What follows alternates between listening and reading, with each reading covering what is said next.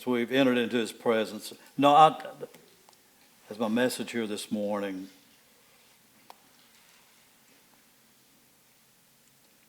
I forgot my iPad, so I'm having to use this small phone here, but that's okay. I still got it here. No, I'm 73 years old. I'll be 74 in about 3 months, January 7th. But I still have dreams and goals I would like to attain before I die. And I don't settle for somebody say, well, you can't do this and you can't do that. If I feel it's God leading, then who's to stop me or what can stop me? It's determined upon us how we accomplish things if we're going to, if that's what we want. But why do we, and I've done it, why do we settle for mediocre? Why do we settle, well, maybe this is all God, that life has for me. Then this is the way life is and nothing. And if we're not careful, we'll settle in well, this must be the way it's supposed to be. But if we're not careful, and my message here this morning, don't just settle for crumbs. And I'm going to read about some people here this morning that they were after something that they had obstacles they had to face, obstacles in their way.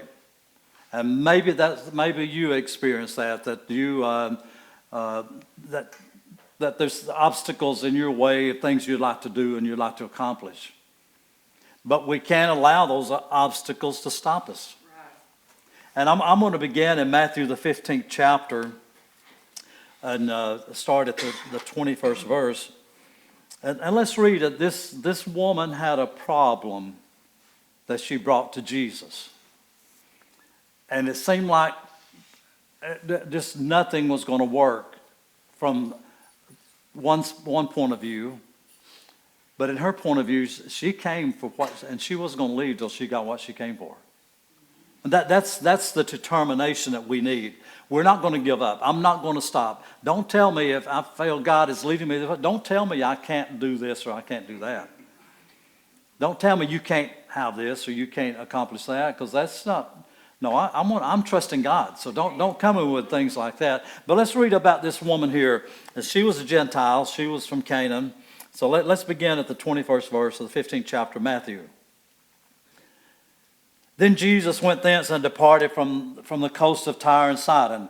And behold, a woman of Canaan came out of the same coast and cried unto him, saying, Have mercy on me, O Lord, thou son of David. My daughter is grievously vexed with a devil. She had a problem. Her daughter was sick. Her daughter had a devil. She was possessed. And she, no doubt, she had heard about Jesus. She had to for her to come, what all the miracles and things he was doing. And she came for her daughter. She didn't come for herself. She came for her daughter. Let's look at now what began to take place here. And let's look at maybe put ourselves in this place. And he answered not a word. Now, where would we be at that time, at this place right here now? We come and know that he's got the power to heal and to deliver her daughter, but he didn't say nothing. Actually, she came with her petition to him. He didn't say a word. Now, there's a lot of Christians. Well, he don't think nothing of me, or he didn't even answer or give me a reply. But that's her first obstacle she encountered there, was when she told him what she needed and all, have mercy on her. He didn't say anything. And let's go on now. Let's see what happens next. And his disciples came and besought him, saying, Send her away, for she crieth after us. You got to understand this day that back then the Jews had nothing to do with the Gentiles whatsoever. So here's a Gentile woman coming to Jesus. And then his disciples come, send her away, for she crieth after us. She wasn't crying after them, she's crying after Jesus. But they said, send her away. There's the next obstacle. Now, would we have pushed on farther than that?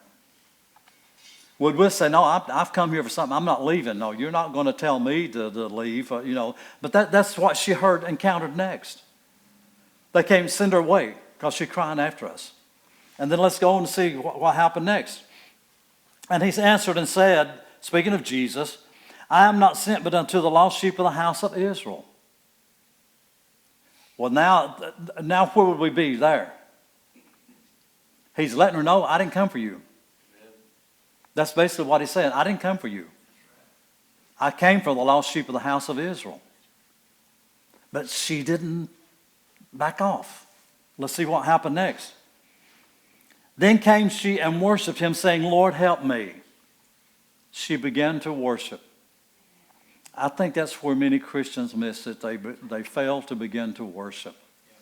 They're wanting God to do this, wanting God to do that, but they miss that part. She worshiped him.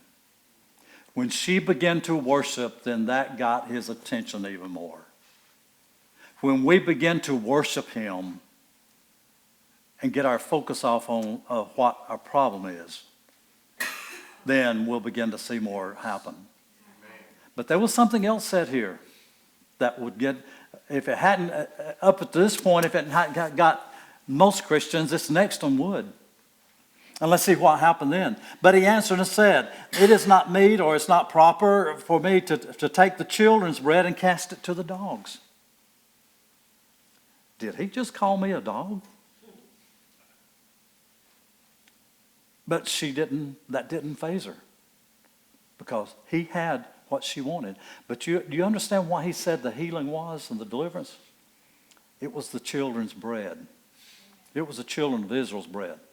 It's not meet or proper to take the children's bread and to cast it to the dogs. And she said, truth, Lord. She understood that. Truth, Lord. Now, listen to this now. Yet the dogs eat of the crumbs which fall from the master's table. Now, I've heard some say the dogs desired the crumbs that fell from the master's table. That was the Lazarus, the beggar, said that. But here, she didn't say she desired the crumbs. I think she's just carrying on the conversation because she came for the bread. She didn't come for crumbs. She wasn't going to settle for the crumbs. She came for the bread. She came for the healing. She came for the deliverance. And she wasn't going to settle for anything less. But if we're not careful in life, that's what we do. We'll be seeking something or got a goal we want to reach. And maybe we get to a certain point and we accomplished a little bit of it. And then we seem like we're hitting one obstacle after the other. This happens and that happens. And if we're not careful, and after a while, then we begin to say, well, this must be it. This must be all it's going to be. And we settle for that. But if we do that, we've not obtained our goal. We've not gotten what we come to the Lord for, no matter what may be facing us. Here, I think she's continuing on the conversation. It doesn't say that, but she did kind of, yet the dogs eat of the crumbs that fall from the master's table.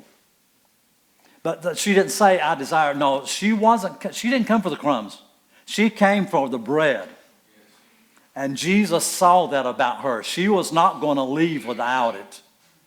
He had already seen, I think he'd already seen that what the apostle said, and he didn't answer a word, and he said, I didn't come for the lost sheep of the house of Israel. But she was still there.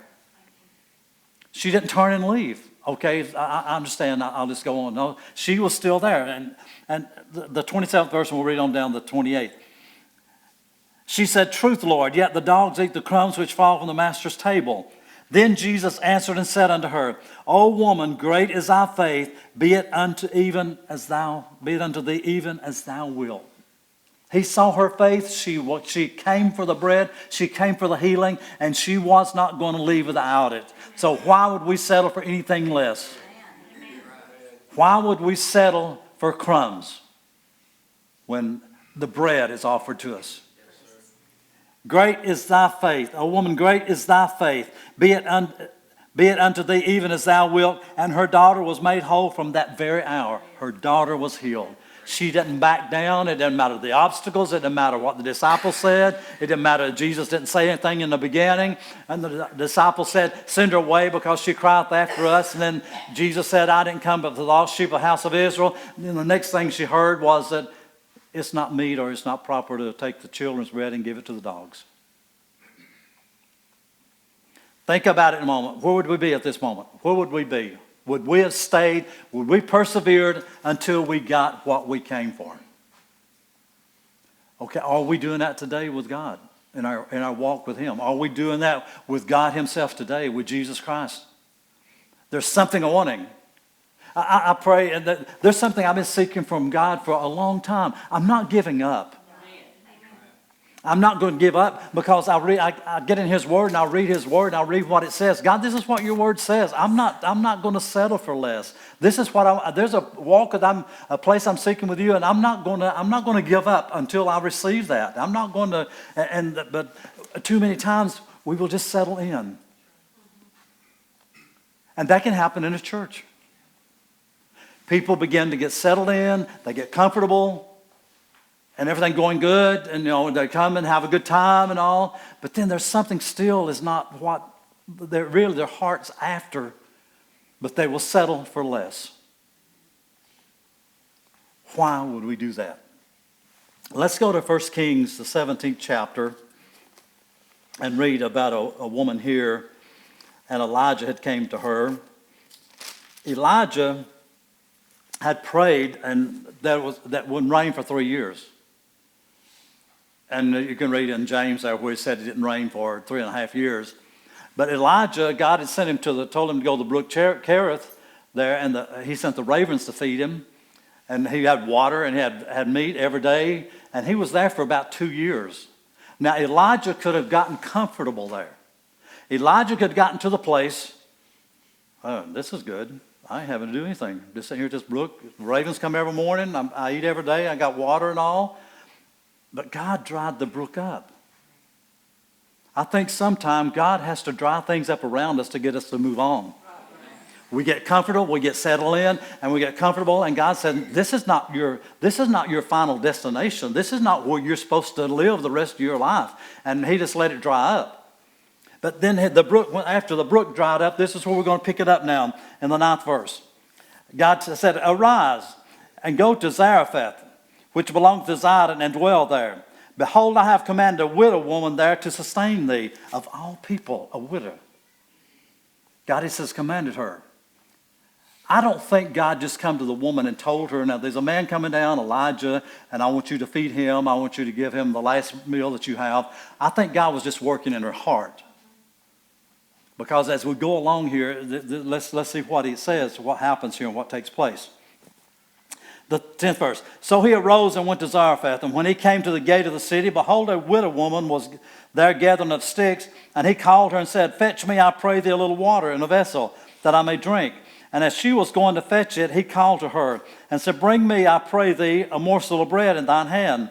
And she said, as the Lord thy God liveth, I have not a cake, but a handful of meal in a barrel, and a little oil in a cruse. And behold, I am gathering 2 sticks, that I may go and dress it or prepare it for me and my son, that we may eat it and die.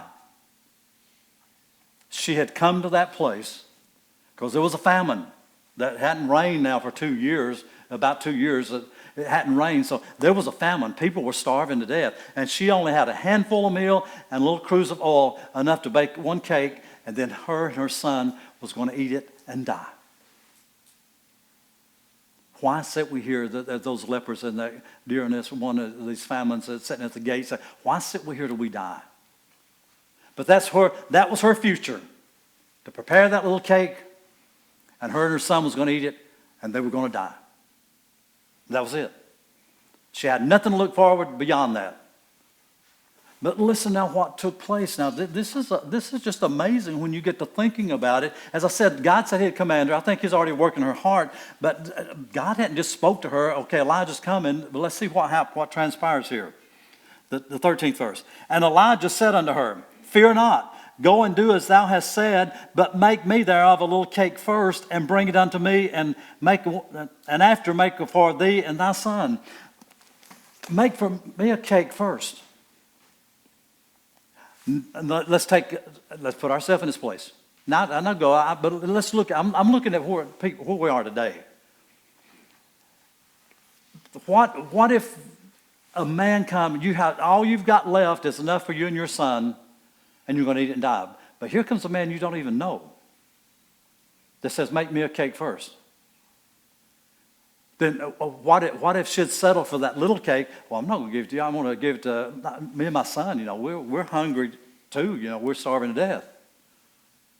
And some moms would just give it to her son, and she just prepared and gave it to the son, and maybe he'd live a little longer. But all she saw was a little cake, and they were going to eat it, and they were going to both die. But Elijah said something else. He said something beyond that. And there's where it comes into play with her, because she believed what he said. Can we believe what God's word says? She believed what Elijah said.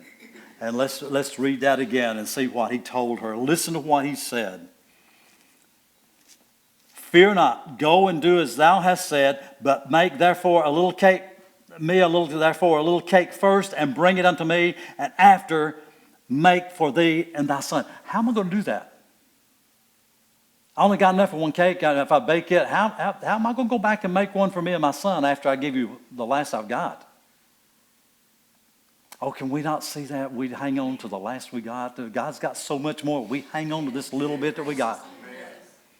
God's got so much for us, but we just hang on. Well, I got some faith. We just hang on to that little bit. Hang on to that little bit, and we keep hanging on. And God's saying, I've got so much more. If you'll just let me have that one and that little bit, I can multiply it into greatness. But she believed what Elijah said. Listen now what he went on to tell her.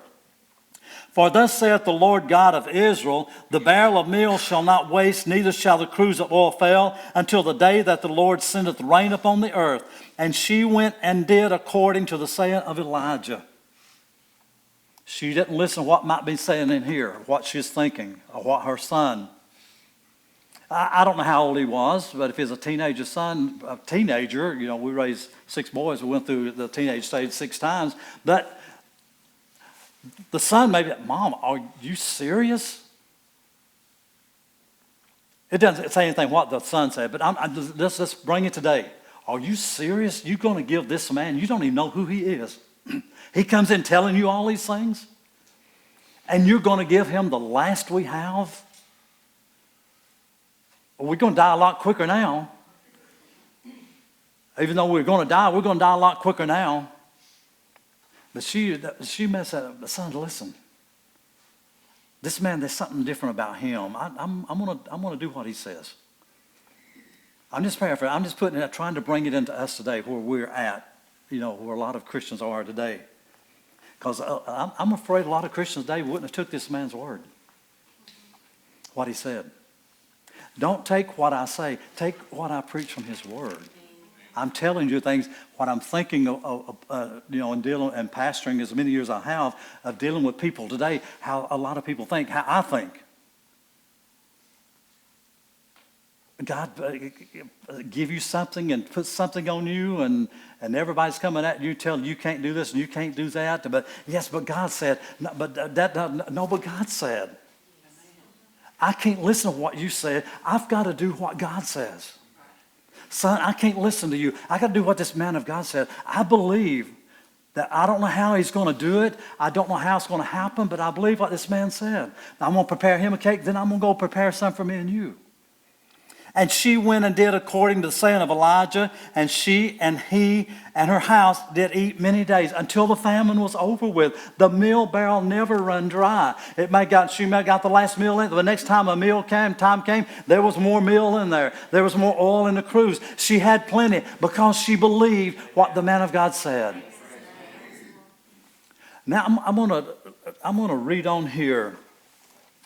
As I said, she might not have been I don't think she was fully persuaded at this time, because there was another event about to happen in her life. There was another event about to happen in her life, and let's see what it was.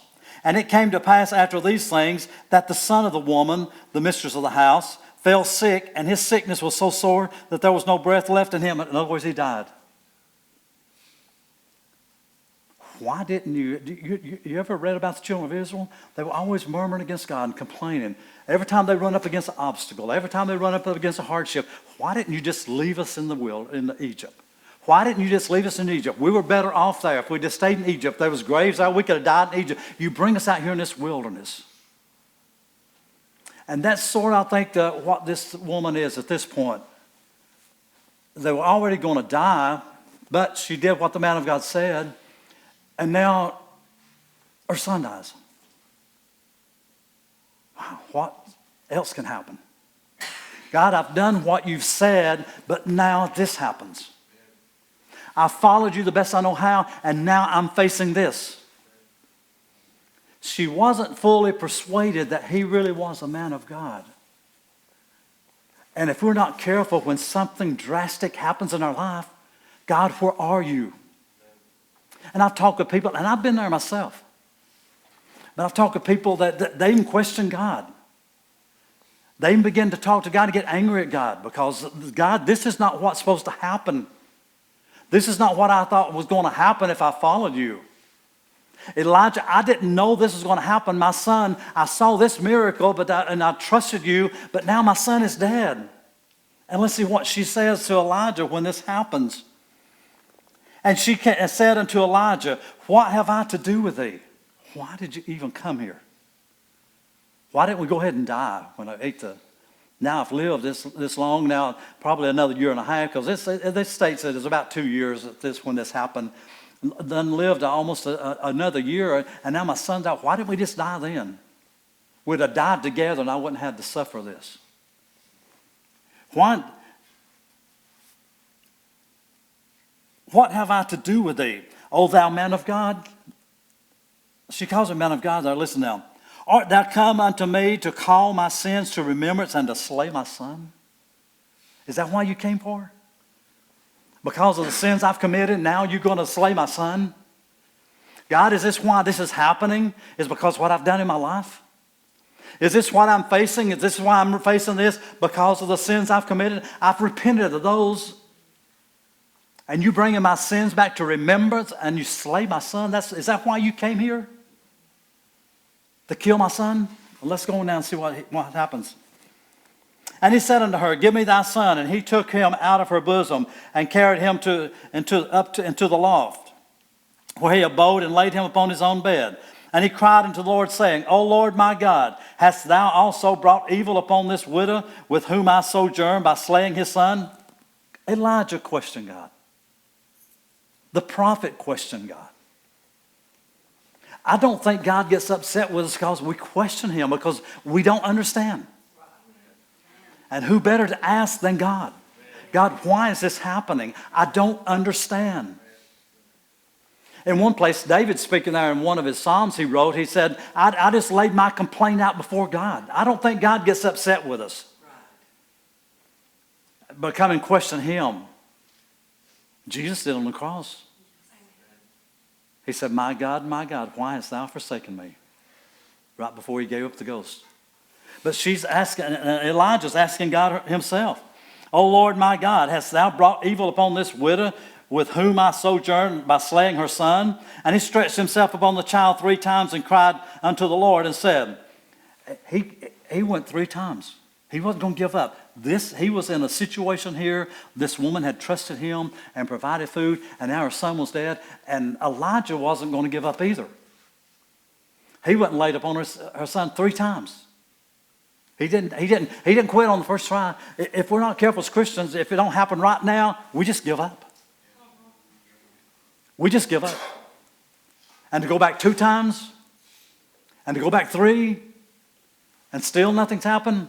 But on this 3rd time, let's see what happened now. And he stretched upon himself upon the child 3 times and cried unto the Lord and said, O Lord my God, I pray thee, let this child's soul come into him again. And the Lord heard the voice of Elijah. He listened to the voice of Elijah. Don't think God doesn't listen to our cries and our pleas and our complaints to him. He may not answer right then, but he's going to.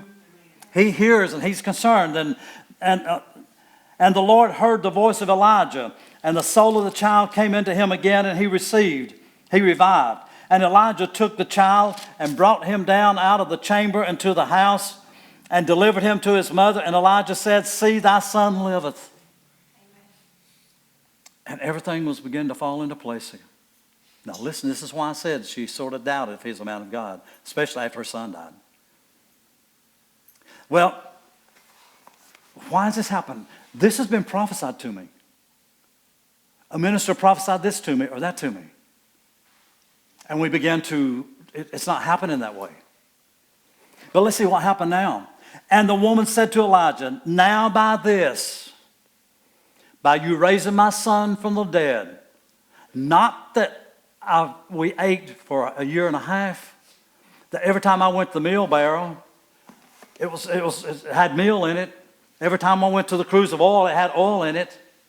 You would have thought that would have really nailed it, that she really believed he was a man of God. Well, let's go back to the children of Israel. You would think that by him, God letting death take the firstborn of everyone in Egypt except the Israelites that had the blood upon the doorposts of the house. You would have thought that would really, wow, look what God did. And then when you come up against a sea and the Egyptian army, Pharaoh's army is after you, and here's a sea up here, and they begin to cry out. But then God said, Moses went to God, God, the people about ready to destroy me here. And God said, command them to go forward. Is this man crazy? Does he not see what's out there? There's a sea. But the miracle they saw there, God said, Moses, you stretch your rod out over that sea. It parted, and they went over on dry ground. And there was about 3 to 4 million of them, so it had a big part, and they did it overnight. And then they turned around and saw it swallow up the Egyptian army. It killed them, but they got through safely. 3 days later, they were thirsty. There was no water, and they began to murmur and complain. You would have thought that they saw such a great miracle as a sea parted, and they walked through on dry ground. You would have thought that would have got they would have. Well, we don't have any water right now, Moses, but I know you're going to get it somehow. I know we're going to have the water. We just came through a Red Sea there. You parted it and all. No, but they began to murmur. Why didn't you leave us in Egypt? God told Moses, strike the rock, and he brought water out. But they one miracle after the other, but when they run up against another obstacle, those miracles are out the window. It was all that's concerned about what they're facing now. Are we not like that? We know God is I've asked this question. I don't ask you to raise your hand. I've asked this question many times. How many has prayed a prayer they know that God answered? Then, okay, what you're facing now, why are you not trusting God to answer this one? He answered all those.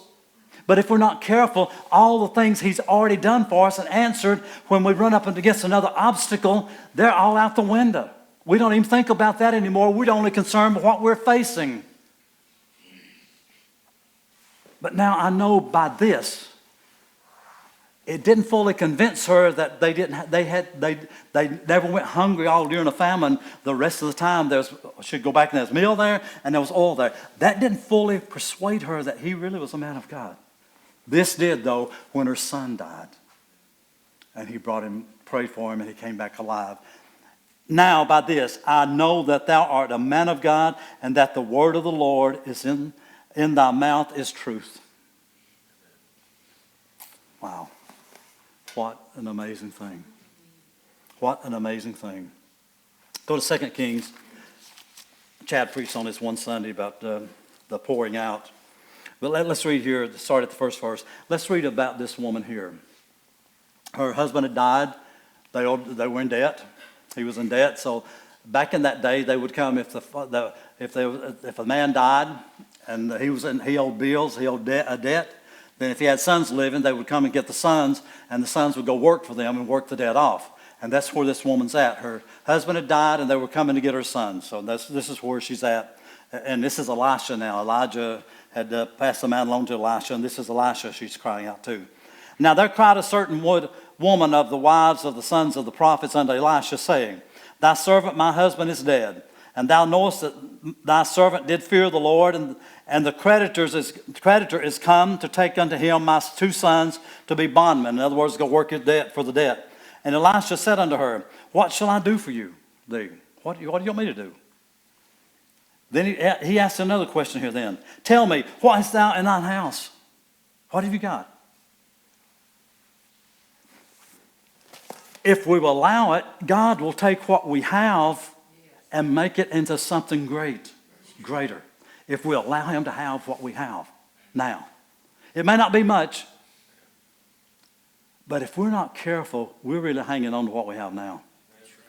We're hanging on to that. We're not willing to let go of that when God's got greater. But there's many times for you to move on with God, you got to let go of who you are now. You can't get settled in by that brook the rest of your life, because that brook's going to dry up one day. You can't get comfortable in sitting where you are right now if you want to walk with God. Because if you're seeking that walk with God, He's going to let something come your way that's going to start tilling that ground up around you and start shaking it. Hey, it's time to move. It's time I get out of this place. I've been here long enough. Yeah, I was comfortable while I was here, but now this brook is dried up. I got to go. But he said, what is thou in thine house? And she said, thine handmaid hath not anything in the house save a pot of oil, except a pot of oil. That's all I've got. If you will allow God, He will work with what you got. And He'll develop it into something that you just cannot believe. If you'll allow Him to work with what you have. God may be dealing with you on something, a work to do, but I can't do this. I don't have the ability. I don't have the talent. I don't have what I need to be able to do something like that. That's not what God's looking for. What do you have now? Give it to me and let me develop it. And let's see what else she wanted to say. What he told her. Then he said, go borrow these vessels abroad and all thy neighbors, even empty vessels, not a few. In other words, get all you can. Gather all you can gather. But at that point, she still didn't know what was going to take place, because if she knew what was going to take place, she would have went. She just kept them going out. No, go to this town over here and get all you got there. If God had shown her what was going to happen ahead of time, there's where many problems are, because God doesn't open it up and show you ahead of time. And then after God's moved, wow, why did I see that? Why did I wait so long? Why did I not do what He told me to do to begin with? What if and let's read on now and get to what I'm talking about. And when thou art come in, thou shalt shut the door. Thou shalt shut the door upon thee and upon thy sons, and shalt pour out into all those vessels, and thou shalt set aside that which is full. He didn't tell her what was going to happen when they're all full. She still didn't know what was going to happen at that point. So she went from him and shut the door upon her and upon her sons, who brought the vessels to her, and she poured out. And it came to pass, when the vessels were full, that she said unto her son, bring me yet a vessel. And he said unto her, there is not a vessel more. And the oil stopped, or it stayed. Or stayed, but it stopped. The oil stayed, or it stopped. Looking at all these vessels, that's an amazing thing. I wonder if, I'm sure she did, but I wonder if while she was pouring, maybe she got 5 pots full and it was still oil in the vessel. I wonder if she's thinking, wow, where's this oil coming from? How is this happening? But she just kept, every time they bring her vessel, she filled it up. And when the last vessel was brought, the oil stopped. Then she came and told the man of God, and he said, go sell the oil and pay thy debt, and live thou and thy children of rest. Wow, I wish I'd have known that was going to happen. I would have went and got so much more. I would have went and got a lot more if I'd known that. I could have paid the debt and had some more money to live on the rest of my life. Why didn't I? Why didn't I? Why didn't I? Why didn't I? How many times have we said that? Why didn't? What if? What if I'd done this younger? What if I hadn't done this? What if I'd done that? What if I'd done this? Let's don't come to the end of our lives with a lot of what ifs. I want to come to the end of my life with the Lord's help. Because there may be some natural goals I want to reach. I may not attain those. I'm not going to say that. If that's what God wants, I will. But what God's put me on this earth to do, I want to make sure I've completed that. What He's put me on this earth, I want to make sure I've completed that. I want a testimony like Apostle Paul. I have finished my course. I have kept the faith. I have fought a good fight. I finished. Timothy is writing to Timothy. I finished what God's put me here to do. Nothing else for me to do. Nothing left for me to do. I've done it all. Henceforth, I'm leaving because there's a reward. But let's don't come to the end of our lives, what if? I wish. If I'd only. Let's make a promise to God. God, if you give me I'm going to trust you. I'm going after you with all I have. I'm going to bring all these vessels and I'm going to get them filled up. I'm going to bake this. I'm going to take this last bit I've got. I'm going to give it to you. I'm going to give it to the man of God. I'm going to take this last bit because if I know that and I'm trusting you, I'll never have to worry about anything. There'll be other obstacles come along. There'll be other obstacles. But now, let's get back now. When that last vessel was filled, the oil stopped. I want to read you about some oil here this morning that never stops. Let's go to Psalms, the 23rd chapter. And I guess this is one of the most popular ones. But let's read here. See, that oil stopped in that day. When that last vessel was filled, that oil stopped. But let's read about some that's still flowing today. It will never stop when all the vessels are filled. It doesn't even stop when the vessel is full. Let's read it. Begin the first verse of the 23rd Psalms. The Lord is my shepherd, I shall not want. What are we worried about? He's our shepherd. He's taking care of us. The Lord is my shepherd, I shall not want. He maketh me to lie down in green pastures. He leadeth me beside the still waters. He restoreth my soul. He leadeth me in the path of righteousness for his name's sake. Yea, though I walk through the valley of the shadow of death, I will fear no evil, for thou art with me. Thy rod and thy staff comfort me. Here it is. Thou preparest a table before me in the presence of mine enemies. Thou anointest my head with oil. My cup runneth over. This oil doesn't stop. It'll fill you up and it'll start running over. It'll start running over. What's it going to be running over for? To reach someone else. To help someone else. God just fills you up. You get filled up and it's just running over. You're just sharing it with someone else. There's a sea in Israel there. It's called the Dead Sea. The Jordan River comes into the Dead Sea. It has no outlet. The Lake of Galilee, that lake there, I believe we went sailed on that. That's the one we took a ride on. It's fed from the Jordan River, but it has an outlet. So it's constantly fresh water. But the Dead Sea also receives water into it from the Jordan River, but it has no outlet. So everything's dead. It dies. There's no outlet there. So this oil that God is pouring out in your life and anointing you with, if you don't have an outlet that overflow into somebody else's life and someone else's life, you will die. You will die spiritually because there's no outlet there. Somebody's always a taker, they're getting nowhere in life. They're always a taker, they're going to get nowhere in life. You can't live off the government, what they give you. You'll just only get to a certain level and that's it. You'll just be there the rest of your life. If you want to succeed in life, it takes more than the government. Now, I'm not complaining about that because I do, but the government's not, I get Social Security, but I paid that in my life. I paid that. I started working, I think, about 16, 17. They started taking Social Security out. I paid that in all my life. That is not a what do they call them now? When you get benefits from I forget the word, but I get what? Entitlement. That's not entitlement. That's my money. That's right. That's my money. That's why I want it each month. You can't hardly live on that today, but still, that's my money. Don't tell me I'm entitled to that. No, it's mine. But the thing is that what I'm saying, if you want to succeed even in life, you can't settle for mediocre. You can't settle, well, must be just all I'm amount to go in life. Some people get to that point and that place because they've been told during their life they'll never amount to anything. Those words have been sown into their life by someone. Could be a parent. He ain't going to amount to anything. You'll never amount to anything in life. But what's God saying? What's God saying He's got for you in your life? What He's got is far greater than anything this world has to offer. See, all these things that we're looking for, everything when we travel with the Lord, we're looking for everything to go good and to go great. But there's going to be some persecutions. There's going to be some trials. There's going to be some tribulation when you follow Christ. If I told you that everything will be great when you start following Jesus Christ, I would be lying to you. I'd be giving you a disservice because there's going to be persecutions. The Christian we in America, as I've said time and time again, the Christian and the church in America has gotten so comfortable.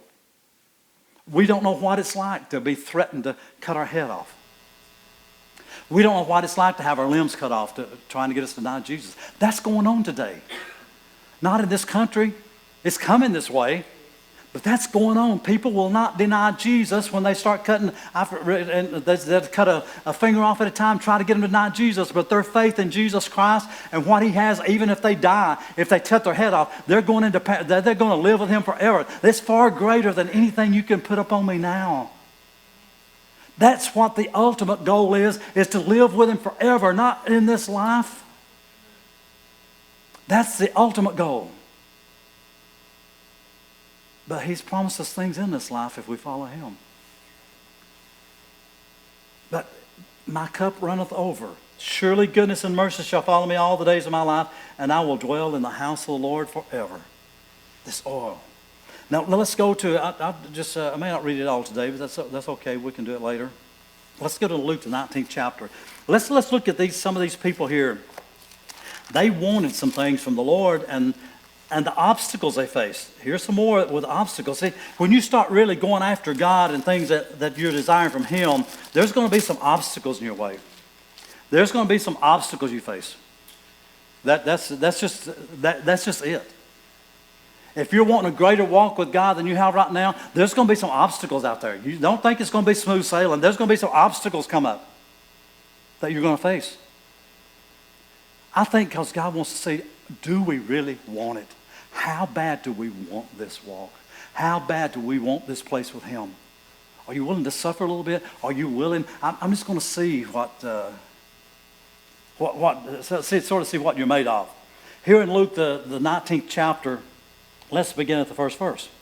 And Jesus entered and passed through Jericho. And behold, there was a man named Zacchaeus, which was a chief among the publicans, and he was rich. Publicans were tax collectors. They were very hated, and many of them were very crooked and dishonest. But this set it up who he is. And he sought to see Jesus, who he was, and could not for the press because he was little of stature. He was too short. There's one obstacle he had. He was too short. A crowd all around him. They were maybe so tall he couldn't see beyond the people that was around him. But he was wanting to see Jesus. Well, I can't. I'm too short. He's going to probably pass on that side over there and all these people standing in front of me.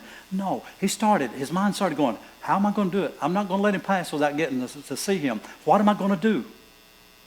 His first obstacle is too short because of the crowd around him. They were too tall. So he wasn't going to be able to see Jesus.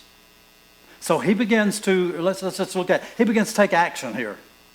What am I going to do? I'm not going to let him pass. I'm going to see Jesus. I'm not going to let him pass. Let's see what I'm going to have to do. And he ran before and climbed up into a sycamore tree to see him, for he was to pass that way. First of all, he had to find out which way Jesus was going. If he had gotten a sycamore tree over here and Jesus was going that way, he'd have missed him. So he had to find out first, which way is he going? So he ran. He went that way. He ran. He found a sycamore tree. I'm going to get up in the sycamore tree. I'll be higher than everybody else. I'll be able to look down and see him. But he found out ahead of time where Jesus was going. So he overcome that obstacle. Then he overcomes the kid's too short because he got up in a tree. And let's see what else. And when Jesus came to the place, he looked up and saw him and said unto him. He looked up and saw him. He came right by the where Zacchaeus was at. And he looked up and saw him and said, Zacchaeus, make haste and come down, for today I must abide in thy house. Of all people, a publican, a rich man. Him overcoming his obstacles paid off. Him not settling, I'm too short. Him not settling for the fact that there's too big of a crowd around me, they're all taller than me. He didn't settle for crumbs. He was determined he was going to see Jesus. Whatever I have to do. Okay, can you tell me which way he's going? He's going that way. Okay, I'm heading that way. Then I begin looking. I see a sycamore tree. Wow, I can get up there. I can see him. I'll be up above everybody else. But let's go on. This is just awesome here. And he made haste. And Jesus said, I'm going to your home. I'm going home with you. Isn't that what we want? Jesus to go home with us? Awesome. And he made haste and came down and received him joyfully. And when they saw it, all the crowd, They all murmured, saying that he's going to be a guest with a man that's a sinner. It doesn't matter what you do. It doesn't matter what obstacles you overcome. When you truly get a hold of Jesus and he's going home with you, there's going to be those people that don't like it. They begin to murmur, why is he going to be a guest with a sinner? Let's read on and see why he did. And Zacchaeus, when he had heard about that, no doubt he heard it. He already probably knew what people thought of him. And Zacchaeus stood and said to the Lord, Behold, Lord, the half of my goods I give to the poor. And if I have taken anything from any man by false accusation, I'll restore him fourfold. I don't just give it back. I give him 4 times that much. Listen now. And Jesus said unto him, This day is salvation come to this house, for as much as he is also a son of Abraham. Here it is. For the Son of God, for the Son of Man is come to seek and to save that which is lost. That's why he came. For the lost, for the sinner. If the church could ever grasp that. Sometimes I think the church has lost sight of that. That he came to seek and to save that which is lost. We get comfortable with who we have. We get comfortable with the congregation we have. I've been there in my earlier years as pastoring. I got comfortable with my crowd, the congregation I had. It didn't matter if anybody else come or not. I was there every Sunday for them. I was just comfortable. But God wasn't pleased with that. Because there's a world dying without Jesus. That's who he came for. He came to seek and save the sinner. He didn't come for the righteous, but to save the lost. That's who he came for. So we need to open our eyes. It's not about me. It's all about him and his mission to reach the lost. What an amazing thing. But here he faced these obstacles, but he didn't let them stop him. Let's go now to Mark, the 10th chapter. And right after that, I'm going to drop down to the last place, Ephesians, and I'll close with that. But let's go to Mark, the 10th chapter, and let's see another man here. He heard Jesus coming, and Jesus had what he wanted. But he had some obstacles he had to face. Mark 10th chapter, we'll begin at the 46th verse. Let's read about it. This morning, if there's something you're seeking from God, don't let the obstacles stop you. There's going to be some. You're going to face some obstacles. There'll be somebody say, you can't do it. You can't do that. You can't do this. You can't do that. But if God's saying, yes, you can, then you got to follow that. Despite the obstacles, it doesn't matter. So let's read about this man and the obstacles he faced. And they came to Jericho, and as he went out of Jericho with his disciples and a great number of people, blind Bartimaeus, the son of Timaeus, sat by the wayside begging. He was begging for money. And let's see what happened. And when he heard that it was Jesus of Nazareth, I've heard about him. I've heard of all the healings. I've heard of all these things he's done. I've heard about this. This man has what I need. I'm blind. This man can heal me. And let's see what began to take place. And when he heard that it was Jesus of Nazareth, he began to cry out and say, Jesus, thou son of David, have mercy on me. His first obstacle, he was blind, because he couldn't see him. He just asked, what's all this commotion going on? Jesus is passing by. I'm not going to miss my chance. I'm not going to let him pass by. I'm not going to sit here and miss a chance because I'm blind. Let's see what else he said. And many charged him that he should hold his peace. Why don't you be quiet? Don't you know who this is coming by? See, there's an obstacle to face. All the people sat around and said, be quiet. Hey, shut up. Be quiet. And that was an obstacle. But that just emboldened him even more. He was not going to let them tell him to be quiet and to shut up. He wasn't going to stop there. That just emboldened him. And what he said, but he cried the more a great deal. And he got louder. He got louder. He was not going to let Jesus pass by. It didn't matter what they were saying. That just emboldened him. He just started crying out louder. Thou son of David, have mercy on me. And that got Jesus' attention. Sometime he's just waiting for us to cry a little louder to see how desperate we are. How desperate for him we are. And Jesus stood still and commanded him to be called. And they called the blind man, saying, be of good comfort, arise, he calleth to thee. Yes. I didn't let him stop me from crying out. I didn't listen to what the crowd said. I didn't let him stop me because he's got what I need. That woman came for healing for her daughter. She wasn't going to settle for crumbs. She came for the children's bread, and she wasn't going to leave without it, and she got what she came for. Blind Bartimaeus, it didn't matter what the crowd was saying. They're telling him to be quiet and all. He cried even louder because this man's got what I need. Jesus Christ has what we need. We shouldn't let anybody tell us any different. Well, this is not for you, that's not for you. Well, who are you to say? I know what God is dealing with me about. Be of good comfort. He rise, he calleth for thee. And he casting away his garment, rose and came to Jesus. Now listen to what Jesus asked him. They all knew he was blind. Jesus knew he was blind. But let's see what Jesus asked him here. What Jesus said when he came. He didn't say, I want to heal you. What did he say? And Jesus answered and said unto him, What wilt thou that I should do unto thee? What do you want me to do? Jesus saw he was blind. Everybody knew he was blind. But there's times our words, what we say.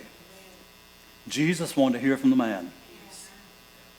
He might have had another problem he wanted him to pray for. It might not have been the blindness.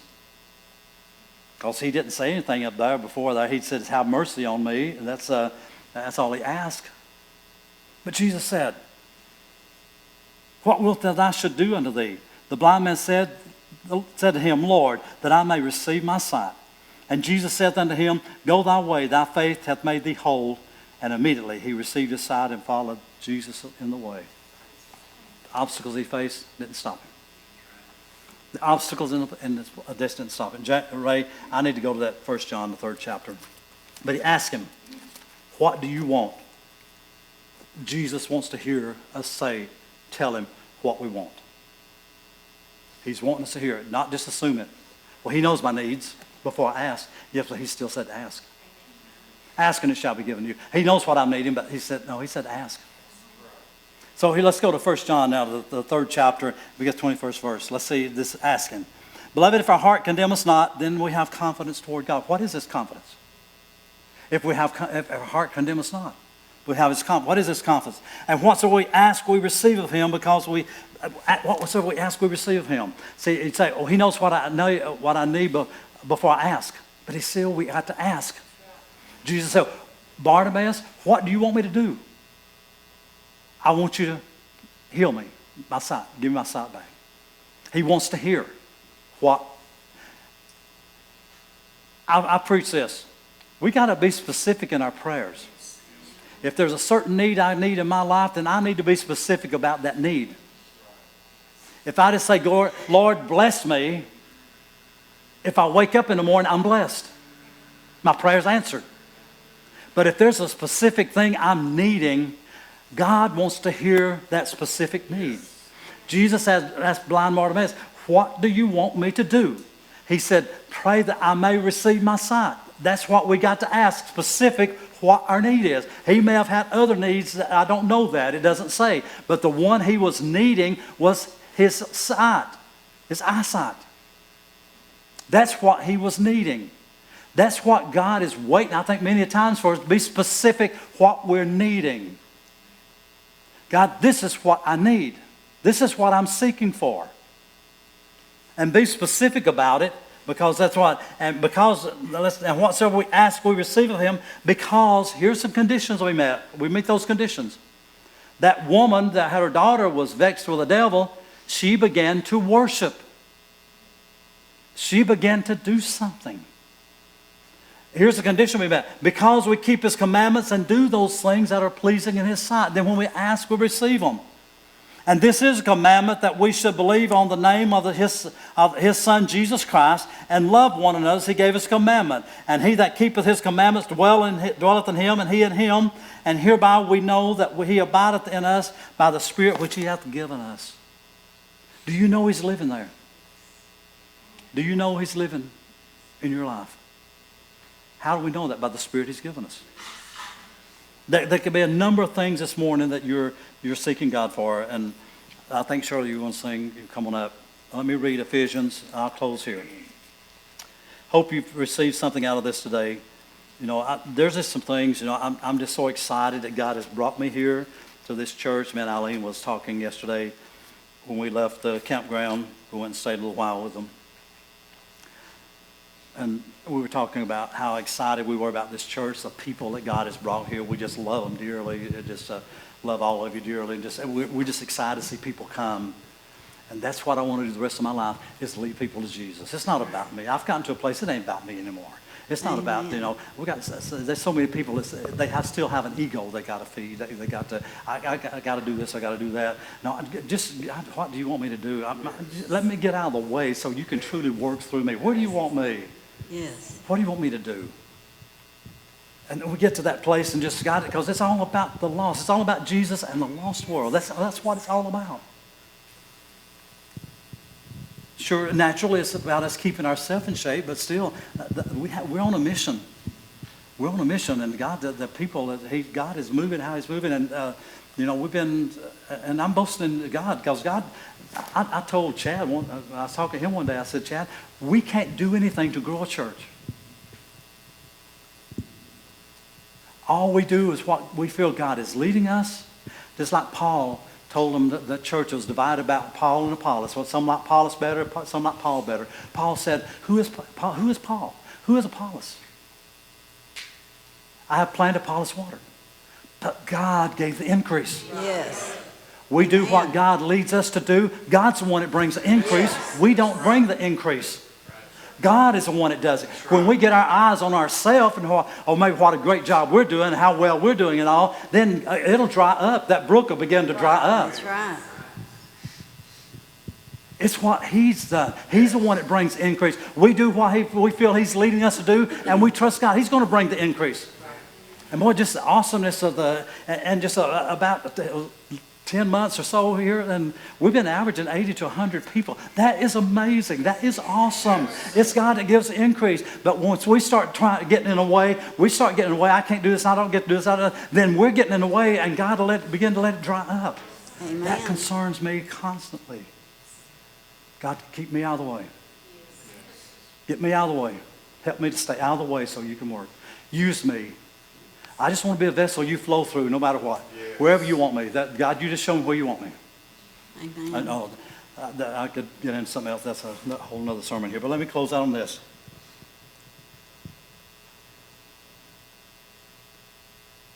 I'm going to back up and read a couple of verses. I don't think you have those on there, but just keep it there because I'll come to that. He said that Christ may dwell in your hearts by faith. It's faith. It's faith in His Word. It's faith in God. Too many times if we're not careful, we go on a feeling. We go on feeling. We need to go on faith in His Word. Amen. Faith in Jesus Christ. That supersedes anything else. Yes, I believe in feeling heartfelt salvation. That Christ may dwell in your hearts by faith, that you being rooted and grounded in love. That's what I want this church to be, a church that people, when they pull up on the parking lot, they feel a love. They walk through the door, they feel a love here, the love of God. It's not just put on, no, it's a truly, we're happy to have you here with us. We love you. May be able to comprehend with all saints what is the breadth and the length and the depth and the height. Well, He'll give us understanding in all things. And to know the love of Christ which passeth knowledge, that you might be filled with all the fullness of God. Now unto Him that is able to do exceeding abundantly above all we ask or think. Here's the key right here. A lot of people, they think they'll dwell on that one, but here's the key to what He said there. Let me read it again, and I'll show you the key. Now unto Him that is able to do exceeding abundantly above all we ask or think, according to the power that worketh in us. The more power that we have, the more power that we get from Him, the more power we seek for, the more we can understand all this abundance He has. But it's according to the power that worketh in us. Somebody murmuring and complaining and grumbling all the time, but yet they're expecting all this exceeding abundantly above all we can ask or think. And they don't even have the power working in there. The more power we have, the more I'm going to understand of the abundance. The less power I have, the less I want to understand. It's according, let me read it again because I want that to go home with us. Now unto Him that is able to do exceeding abundantly above all that we ask or think, according to the power that worketh in us. Where am I at with God? I want to get in this place that He does all these things exceeding abundantly above all that I ask or think. But it's all tied to the power that I have working in me. Unto him be glory, not me. Unto him to be glory in the church of Christ Jesus throughout all ages, world without end. Amen.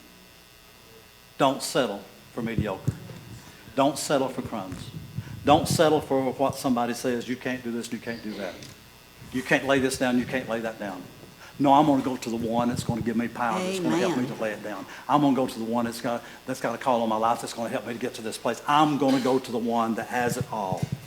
And I'm not going to give up. I'm not going to take no for an answer. I'm not going to settle for crumbs. If you'll stand, if you'd like to talk to the Lord at the altar, you feel free to do that. Or at your seat, you just feel free as she sings.